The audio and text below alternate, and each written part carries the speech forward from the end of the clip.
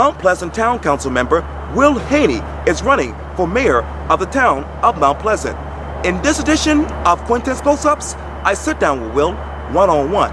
And be sure to download the free Quintin's Close-Ups app in your Apple or Google Play stores. Councilmember Will, it is so good to see you again. Morning, thanks for having me again. Likewise. Number 3. That's right. And you know, I was on my way over here and I was thinking this. You got elected as council member back in November 2015. Yes. It's been almost 2 years now. Yes. Who was Councilmember Will Haynie in 2015 versus now? Good question. I was talking about that the other day. Now that I'm running for mayor of Mount Pleasant, you find that when you're an incumbent, you have to make sure that every vote and every action you do on things that come before you as a lawmaker now is consistent with what you profess to be and the platform you're going to run on. Because you get votes sometimes of these little nuances, and things get put in there, amendments get put on there, timetables get put on there, and you have to ask what's consistent with my values and the values that I portray to the public, because I want to be transparent in everything that I do. And so it was kind of easy. You know, I was a columnist, I was a member of the media, right. And so having been part of the arena of thought in Mount Pleasant for a few years, right, led to my candidacy. Sure. But you didn't have a record to run on when you're not an incumbent. When you're an incumbent, you have a record to run on. So one of the first things I did before I announced for mayor was look back over all my votes and said, have I consistently been the Will Haynie as a councilman that I was as Will Haynie as the columnist and the candidate? And I think I have. You've mentioned this many times, but why Will Haynie for mayor? Why now? Well, in a simple thing, I think Mount Pleasant is ready for new leadership and ready for new direction. I have been all over town. My first campaign event was up in Dunes West. Right. And it doesn't matter if you're in the Old Village or Hopcaw or Hamlin Plantation or Dunes West or Carolina Park. I'm hearing the same thing from everybody all over town. There's too much traffic, there's too much growth, and we are losing the ambiance and our quality of life in Mount Pleasant. And I just felt like it was time to run. Where are you emotionally with that?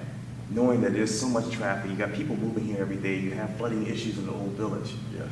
Where's your heart with that? It's hard, because what I hate the most, and you probably see this on social media, and I have people tell me, said, you know what, when my child graduates from Wando or whatever, I'm moving, I'm getting out. This is not the town I moved to. That emotionally breaks my heart. And you know what? Even if I get elected mayor, you can't tear down the buildings. You can't make people move away and make the population go back to 60,000. Right. But you can change the trajectory of this town. And the way we're going now, we're going to be a town of over 100 and something thousand people. And we have a big opportunity coming up next year when, by law, we redo our comprehensive plan. And our comprehensive plan is what sets the stage for how much growth, how much density, how much population we have. That translates to traffic, crowded classrooms, all of these things. How many trees get cut down, right, this type of thing. So that's why I'm running for mayor, and that's why why now? New leadership, new direction. Speaking of that, as you know, back on June 12th, the Post-Corey had this headline on their postcorey.com website. It says this: petition aimed at changing Mount Pleasant's town council elections fails. Mm-hmm. Where did your mind go to? Where did my mind go to? It's a different issue. I'll tell you why it's a different issue for me. The people of Mount Pleasant have given up a good bit of their quality of life. The people of Mount Pleasant have given up, you remember my front porch test, right, from 2015? They have given up time on their front porch and at home with their family and children because of the increased traffic. Right. The people of Mount Pleasant have given up some of their best view sheds, be it Shim Creek or be it on Highway 17 across from Town Center, where there's a moonscape now where the trees have been cut away. The people of Mount Pleasant have given up having a small community feel in their schools, to where my wife, who's a school teacher at Jenny Moore, had 29 students in her class this year. That's a reflection of the growth of Mount Pleasant. The people of Mount Pleasant have given up a lot of things. The last thing I'm going to do as an elected leader is give credence to the suggestion that the fix for that is giving up 7 of your 8 votes for the people that govern your town. That's where my heart goes on that. And let me take your heart to the old village. Obviously, they're dealing with a lot of funding issues. And Old Mount Pleasant, That's too. right. Not just the village part. Yeah. And I know obviously this moratorium was passed. Right. And it's going to be coming up again for a debate soon.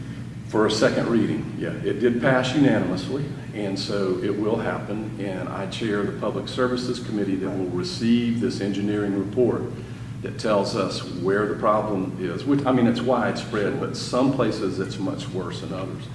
So I've called a special meeting of my committee, which is Councilman Bustos and Councilman Jim Owens, who has a background in that type of work. And we're going to receive this report, but also here, this is an important thing. That report is about a part of town that had no drainage infrastructure or no functioning infrastructure in some parts. There are other parts of town that have problems too. So I've asked the staff to look over all their reports of where there are drainage problems, and we're going to look at this over the entirety of Mount Pleasant, because I don't think you should make a decision just looking at one part of town. We're going to look at all of town and figure out what needs to be fixed and how we're going to pay for it. That won't be fun, figuring out how to pay for it. But that's local government. Right. There's a lot to do. How do you pay for it? Right. And let me take you down the street, really right around the corner here. Obviously, the mural at Moses Day. I know that was a hot topic over the past couple of months. Yeah. When you think of that, what sticks out to you? Well, I'm a big fan of art, and when I plan to be the next mayor of Mount Pleasant, we're going to promote art. We're going to have the kind of town where when you walk around, you see expressions of art. One of my favorite quotes of all time, one of my heroes, Winston Churchill, was asked during the height of World War II about cutting funding for the arts while they were fighting the Nazis. And he said, then what are we fighting for? So our expression of art is an expression of who we are, what we think, how we feel, and why we live here. So my problem with the Mose mural was not the art. My problem with the Mose mural was their admitted failure of or lack of going through the town, and doing it following our rules. So the mural stays. I think it's a credit to the town, but I do hope that anybody else that's going to do a mural just follow the process. We have laws for a reason, and it keeps it an orderly town. It keeps things the way they ought to be. And I like it, but at the same time, just because I like something doesn't mean that I can condone something that bypassed the regulations of the town. So we found a way to clear up the stating of our ordinance on what a mural is and what a sign is, and so it works. And right across the street, obviously, the $34 million town hall will be completed soon. Right. When you took a tour of that, what was going to your mind? The enormity of the government and the size of the town of Mount Pleasant. That building, have you been through it yet? No, not yet. You need to go through it. It is huge, but I'll tell you the first thing that went through my mind is that when you walk in, it is designed to help the citizens of Mount Pleasant. When they come in, whatever they're doing, paying their taxes or getting a zoning change or something like that, it is a very user-friendly place. So the focus of all the, let's call it departments or stations, is so the citizens can walk up and get the service they need from their government. And for our law enforcement and fire departments, it's now state-of-the-art instead of what they've been making do with. So I'm real proud of it.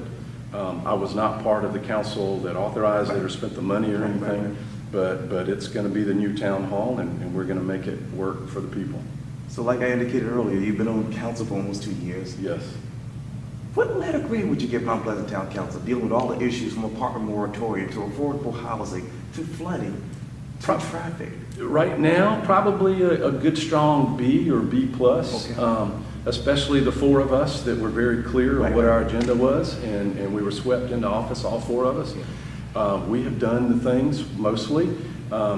We have stood by them, but doesn't mean that all of council voted with us to get everything done.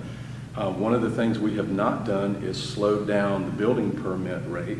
And one of the things I did as a member of the Transportation Committee was had an overlay done by our staff that showed where our roads are failing, like Highway 41 that grades an F, and where our permitted housing is that's already been approved. And why create a worse bottleneck on a failing infrastructure? And I tried to get a permit allocation for that, because our infrastructure has got to catch up with our growth. And that's something that didn't pass, but we'll keep pushing for that. That's not fixing a problem like not having the transportation to match your growth, that's not penalizing anybody. That's not anti-growth. But it's like if we were in this room, Quintin, and it was crowded and we opened the door, y'all keep coming in, keep on coming in. That doesn't make sense. You know, the room's not big enough. Right. So until the room gets fixed, we should say, hey, we can only let, you know, they do that at the movie, they do that at concerts, restaurants do that. So that's one of the things that didn't pass, but we have lowered building heights. We have seen densities lowered. We now have a moratorium in a part of town where people cannot occupy their homes because of flooding, and a lot of that flooding is due to new construction, tearing down a small house, in some cases building 2 houses and ADUs and, you know, more dwelling places and all of that. So I think we're doing a good solid B+.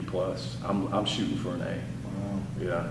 And I failed to mention this, but obviously, right before you get to the old village of Shim Creek, Yep. I know you're part of the Save Shim Creek group. Well, I'm part of the movement. Excuse me, I'm right, and not part of the corporation. That's right. That's right. Where are we with that as we're sitting right now? Well, there was a task force that was formed for Shim Creek, and its work is ongoing to get a master plan, because first we want to save our working fleet. As someone who moved here, not a longtime Mount Pleasant native, came to me and said, if we lose that working fleet, Shim Creek looks like every marina from here to South Florida, and there's nothing distinctive about it. And I thought that was wonderful. So we want to keep our fleet going.